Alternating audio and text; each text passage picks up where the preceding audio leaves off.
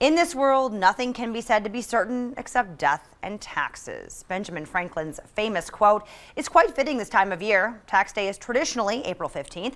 That's why the medical industry chose April 16th as a day to talk about that other inevitable, death. Learn about why that discussion is so important to your family in today's MedWatch report.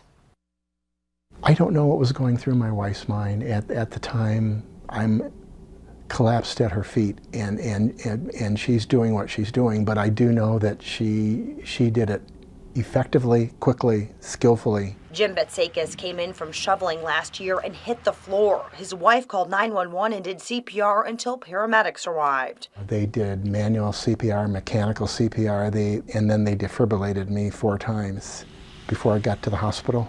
Doctors didn't know if he would make it. He was 66 years old.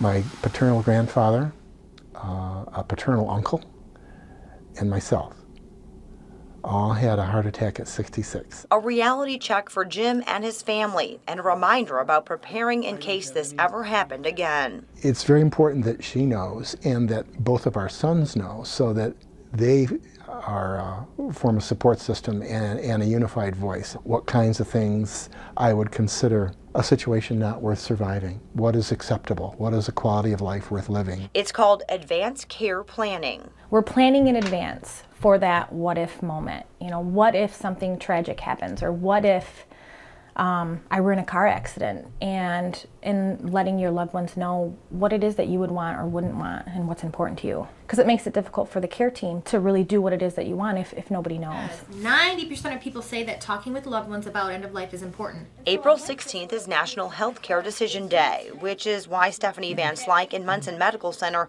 are spreading the word about the 5 wishes. The one thing that's nice with the 5 Wishes booklet is it's free. And so you wouldn't have to sit down and pay anybody to necessarily walk through that with you. The other thing that I like about the 5 Wishes is it's more personal. There's a lot of questions in there in regards to how you want to feel, how you want people to care for you if you perhaps are at end of life. The book is filled with questions that aren't always easy to answer. The discussions can be painful, but they're invaluable to those who love you. I've seen families ripped apart.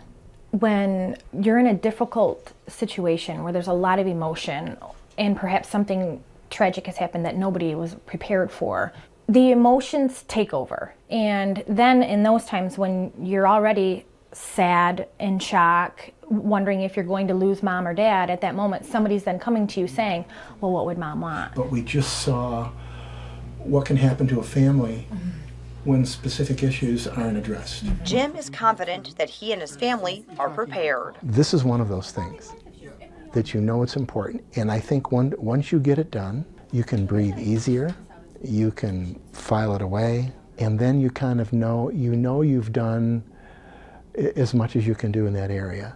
Then you can kind of focus on other things. For MedWatch, I'm Michelle Dunaway.